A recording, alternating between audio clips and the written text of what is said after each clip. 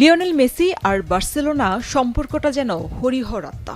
তবে ২১ বছরের সেই সম্পর্কে ছেদ পড়ে ক্লাবের অর্থনৈতিক জটিলতায়। অশ্রুসিক্ত চোখে ভগ্ন হৃদয়ে বার্সা ছাড়েন লিওনেল মেসি। পরে বার্সেলোনা ছেড়ে ফ্রান্সের ক্লাব পিএসজি, সেখান থেকে ২০২৩ সালে যুক্তরাষ্ট্রের ক্লাব ইন্টার মায়ামিতে যোগ দেয় ৩ বছর পার হওয়ার পথে এলএম10।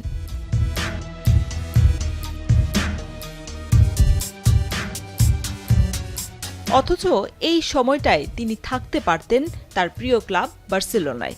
এমন কথা শুনে মেসি এবং বার্সার সমর্থকরা কিছুটা চমকে উঠতে পারেন। তবে এটাই নাকি সত্য?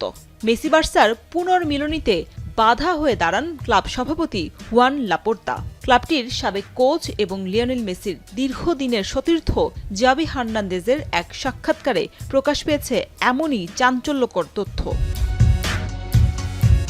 ২০২৩ সালের জুনে পিএসজির সঙ্গে চুক্তি শেষ হয় মেসির। সে বছরই বার্সেলোনার ফেরার দ্বারপ্রান্তে ছিলেন বিশ্বকাপজয়ী এই ফুটবলার। জাভি হার্নান্দেজ ছিলেন কোচের পদে বহাল। শুরুর যোগাযোগটা তার মাধ্যমেই।